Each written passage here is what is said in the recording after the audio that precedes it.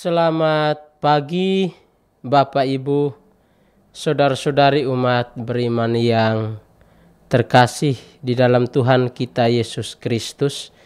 Jumpa lagi bersama saya dalam Mutiara Pagi.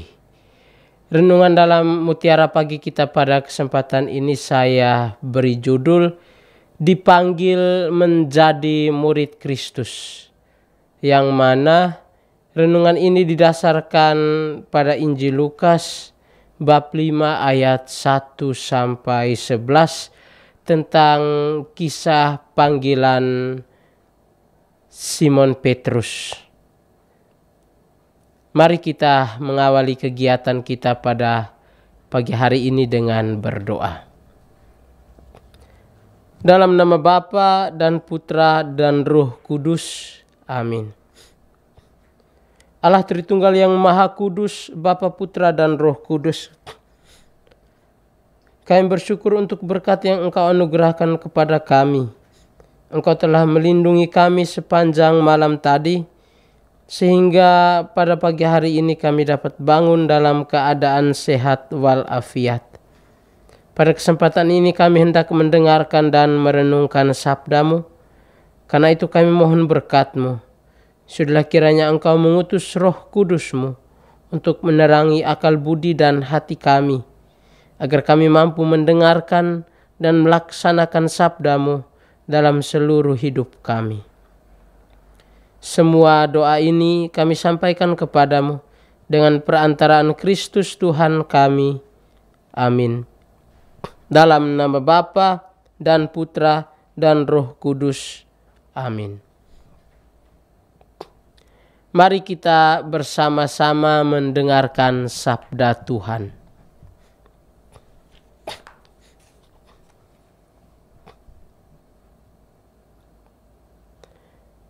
Bacaan diambil dari Injil Lukas.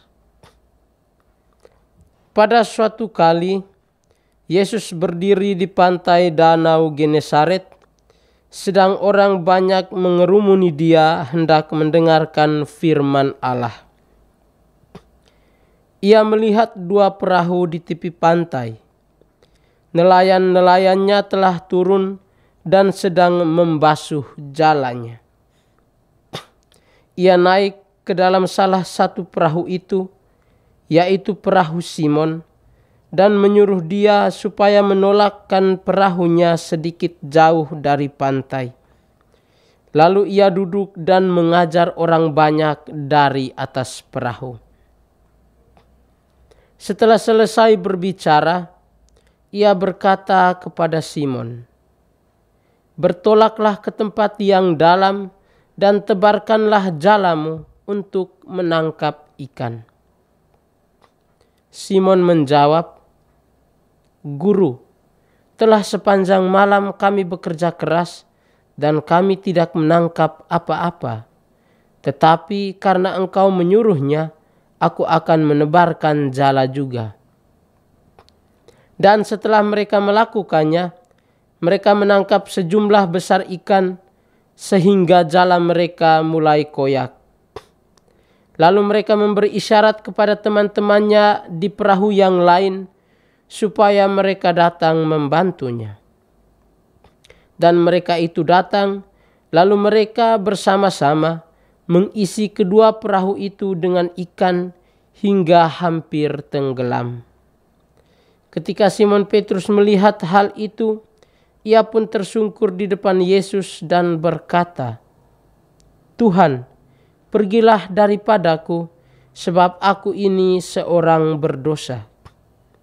Sebab ia dan semua orang yang bersama-sama dengan dia takjub oleh karena banyaknya ikan yang mereka tangkap. Demikian juga Yakobus dan Yohanes, anak-anak Zebedeus yang menjadi teman Simon. Kata Yesus kepada Simon, "Jangan takut, mulai sekarang engkau akan menjala manusia." Dan sesudah mereka menghela perahu-perahunya ke darat, mereka pun meninggalkan segala sesuatu lalu mengikuti Yesus. Demikianlah Injil Tuhan, terpujilah Kristus.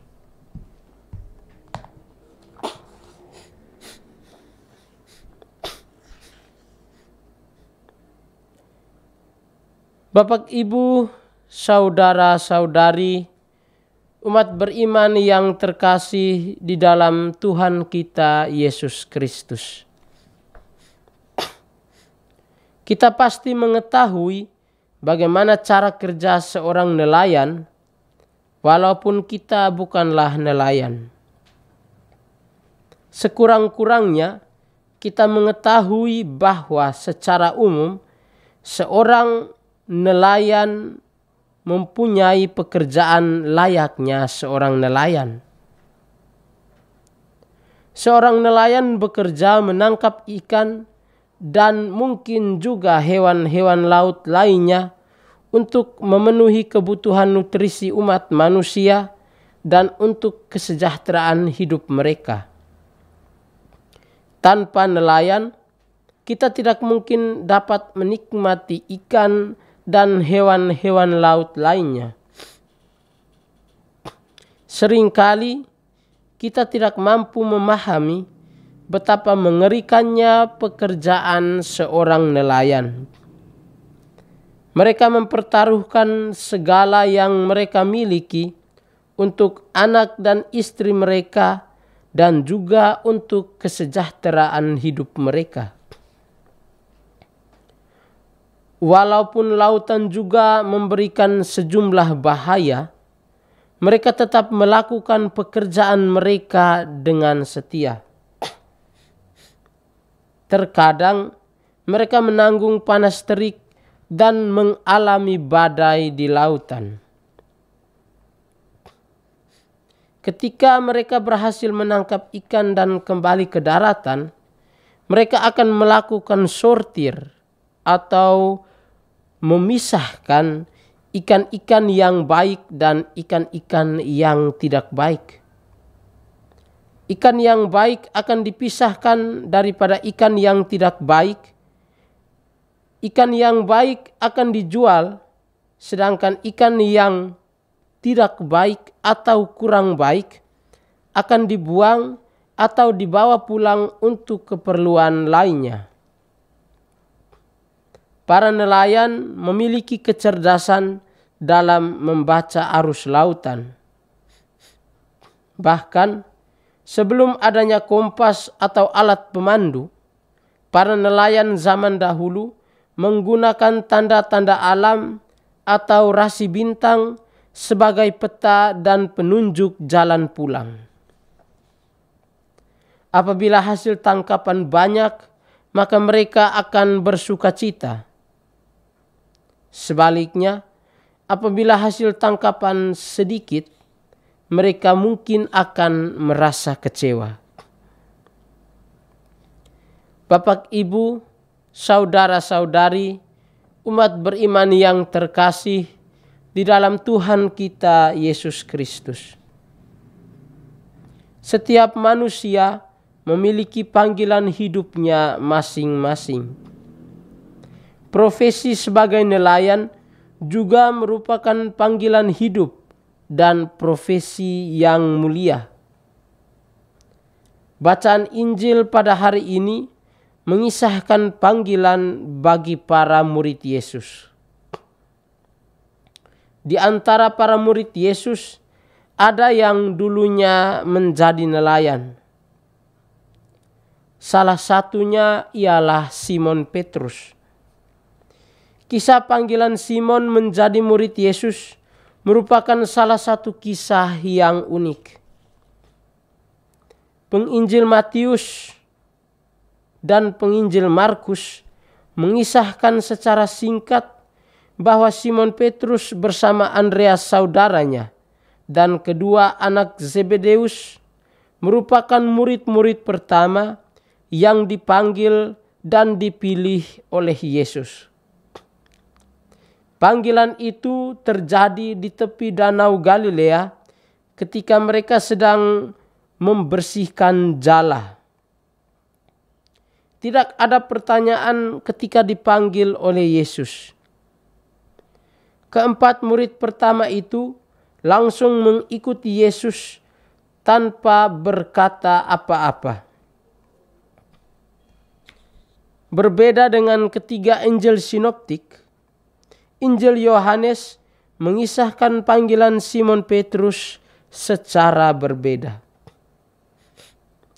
Dalam Injil Yohanes dikisahkan bahwa Petrus, sebelumnya bernama Simon, diperkenalkan oleh Andreas saudaranya kepada Yesus. Pada mulanya, Andreas merupakan murid Yohanes Pembaptis. Nama Petrus merupakan pemberian dari Yesus kepada Simon yang disebut Kefas atau Petrus. Penginjil Lukas menulis bahwa panggilan sebagai murid Yesus terjadi sebanyak 2 kali. Panggilan kedua dapat ditemukan di dalam Injil Lukas bab 6 ayat 12-16 yang mana Yesus memilih ke-12 rasulnya.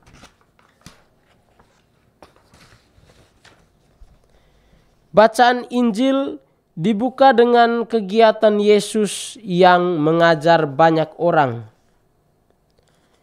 Pada momen ini, pengajaran terjadi di pinggir Danau Genesaret atau Danau Galilea atau Danau Tiberias. Dalam pengajaran ini, Yesus meminta untuk menaiki perahu seorang nelayan yang sedang membersihkan jala.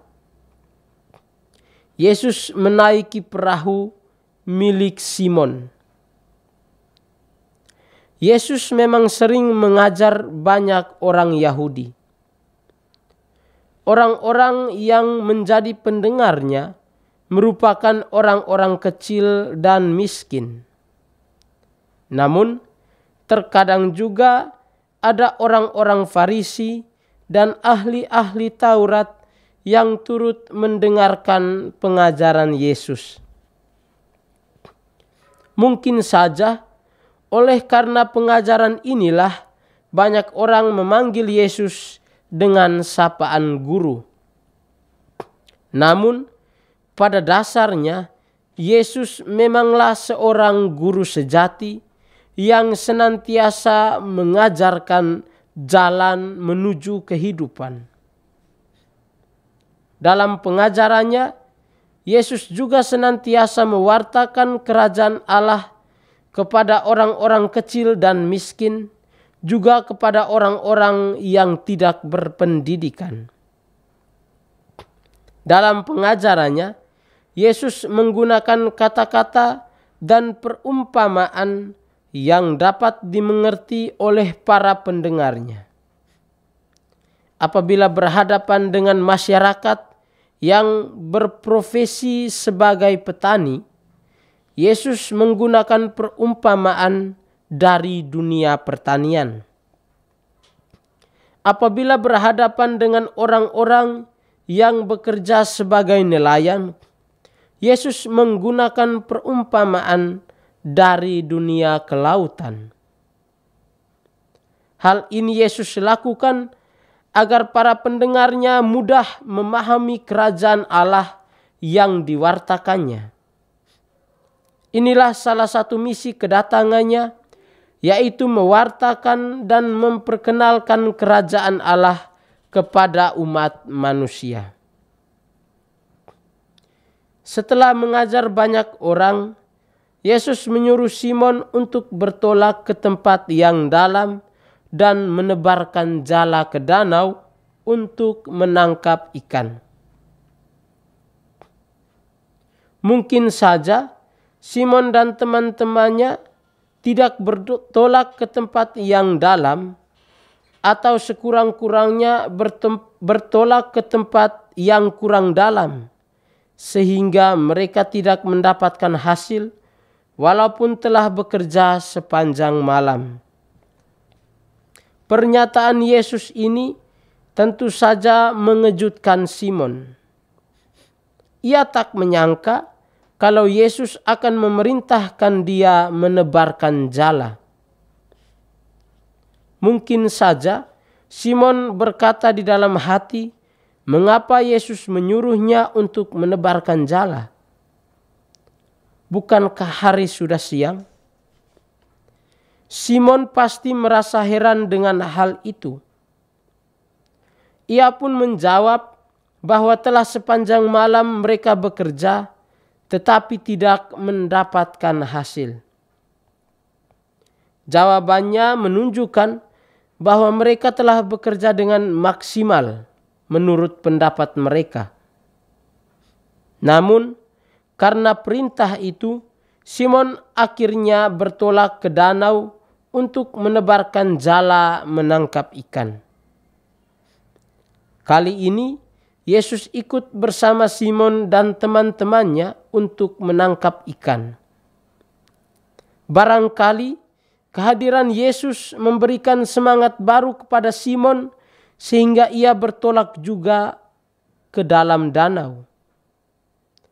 Di sini kita dapat melihat bahwa Yesus memberikan keberhasilan sekaligus tampil sebagai jaminan keberhasilan yang diraih oleh Simon. Bahkan Yesus juga menjadi jaminan keberhasilan dan kebahagiaan kita di dalam bekerja, di dalam hidup berumah tangga, di dalam karir, dan di dalam segala hal yang baik. Yesus menganugerahkan kepada Simon dan juga kepada kita berkat dan keberhasilan yang berlimpah.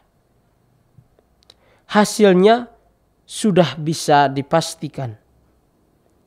Perintah Yesus itu sangat mengejutkan mereka. Simon dan teman-temannya mendapatkan hasil yang sangat memuaskan. Mereka mendapatkan banyak ikan.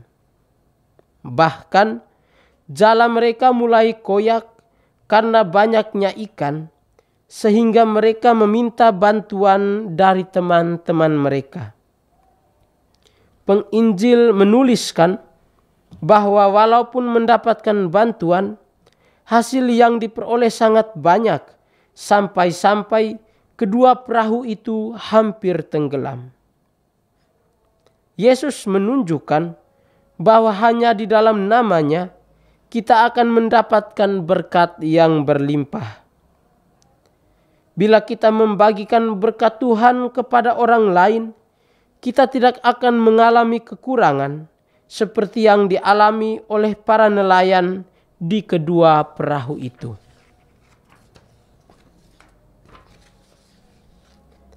Dalam kisah kebangkitan Tuhan, tepatnya saat Yesus menampakkan dirinya kepada para murid di Danau Galilea, yang dapat kita baca dalam Injil Yohanes bab 21 ayat 1 sampai 14, Yesus menyuruh para muridnya menebarkan jala di sebelah kanan perahu.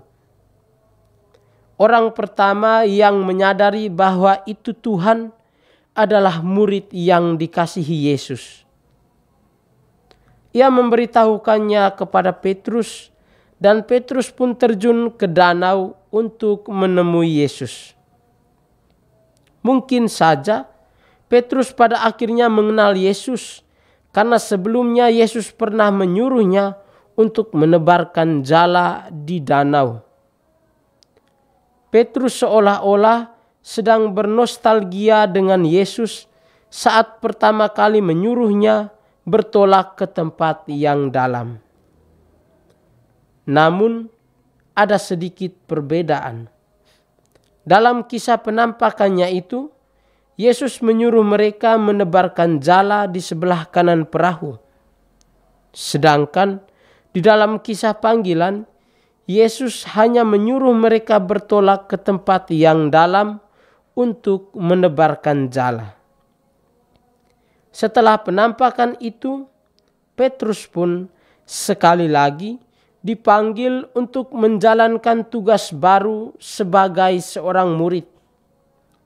Tugas baru itu bukan saja sebagai pewarta, tetapi juga sebagai pemimpin umat yang percaya kepada Yesus. Dalam kisah panggilan itu, ketika mereka berhasil menangkap banyak ikan, ada dua reaksi yang ditunjukkan oleh Simon. Pertama, menyadari diri sebagai orang berdosa. Simon pun akhirnya meminta Yesus untuk meninggalkannya. Simon sebenarnya tidak mengusir Yesus. Sebaliknya, ia menyadari diri sebagai orang berdosa. Keberdosaan yang ia sadari sekaligus menegaskan pernyataan kepada Yesus sebagai Allah yang Maha Kudus. Simon melihat bahwa ia adalah manusia berdosa yang tidak pantas untuk ada bersama dengan Allah. Dosa membuat hubungan antara manusia dan Allah menjadi renggang. Karena dosa, manusia pertama bersembunyi dari Allah ketika Allah mencari mereka di Taman Eden. Dosa membuat manusia saling tuduh dan melemparkan kesalahan. Dosa juga membuat umat Israel jauh dari Allah sehingga mudah untuk ditaklukkan oleh bangsa-bangsa lain. Kedua, mereka semua yang ikut menangkap ikan merasa takjub dengan kejadian itu. Mereka telah bekerja sepanjang malam tetapi tidak mendapatkan hasil, walaupun mereka merasa sudah berpengalaman. Kehadiran Yesus menegaskan bahwa hanya melalui Allah manusia mendapatkan berkat yang berlimpah. Permintaan Simon itu tidak ditanggapi oleh Yesus. Bahkan Yesus memilih Simon bersama Andreas dan kedua anak Zebedeus untuk mengikuti dia. Yesus memilih mereka menjadi ke-12 muridnya. Yesus meminta mereka untuk tidak boleh takut. Yesus memahami isi hati mereka dan Yesus tahu bahwa mereka takut. Pengakuan akan keberdosaannya membawa Simon dan teman-temannya mendapatkan rahmat panggilan yang khusus. Tidak semua orang dipanggil untuk menjadi murid Tuhan. Bapak, Ibu, saudara-saudari, umat beriman yang terkasih di dalam Tuhan kita Yesus Kristus. Perjalanan panggilan Simon memberikan kepada kita pelajaran yang berharga. Setiap kita memiliki kisah panggilan yang berbeda. Ada yang dipanggil menjadi imam, biarawan, dan biarawati. Ada yang dipanggil untuk menjadi guru, menjadi pegawai. Dan kita semua dipanggil sesuai dengan profesi yang kita tekuni. Walaupun berbeda profesi, kita semua tetap dipanggil untuk menjadi murid Kristus.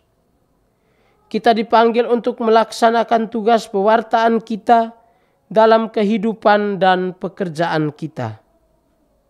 Kita dipanggil untuk menjadi garam dan terang dunia. Terhadap panggilan itu, manusia menunjukkan reaksi yang berbeda. Ada yang menerima panggilan itu dengan hati yang gembira. Ada yang menerima panggilan dengan setengah hati. Bahkan ada yang menolak panggilan itu. Kita ingat di dalam perumpamaan tentang talenta, ada yang mendapatkan 10 talenta, ada yang mendapatkan 5 talenta, dan ada yang mendapatkan 1 talenta sesuai dengan kemampuan masing-masing. Ada yang mengembangkannya, ada pula yang menguburkannya. Barangkali orang yang menguburkan talenta itu sama dengan orang yang tidak menanggapi, bahkan menolak panggilan Tuhan. Mari kita menanggapi panggilan Tuhan dan melaksanakannya di dalam kehidupan kita melalui profesi yang kita tekuni. Amin.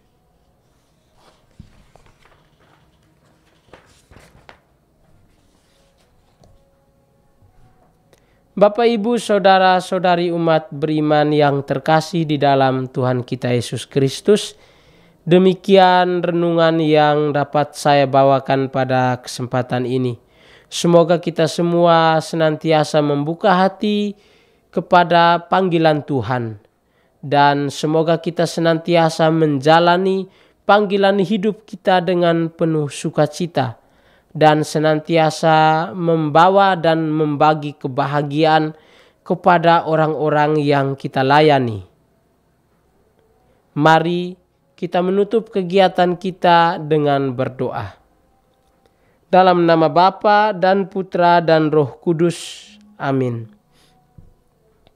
Allah Tritunggal Maha Kudus, Bapa, Putra dan Roh Kudus, Yesus Putramu telah memanggil kami untuk menjadi pengikut-Nya. Kami telah disatukan di dalam gereja. Tugas pewartaan kami laksanakan dalam profesi dan pekerjaan yang kami embani. Bantulah kami, semoga kami selalu setia menjalani tugas panggilan kami sebagai murid Kristus yang senantiasa mewartakan sabda-Mu kepada sesama yang kami jumpai. Semua doa ini kami sampaikan kepadamu dengan perantaraan Yesus Kristus Putramu, Tuhan dan pengantara kami. Amin. Dalam nama Bapa dan Putra dan Roh Kudus. Amin.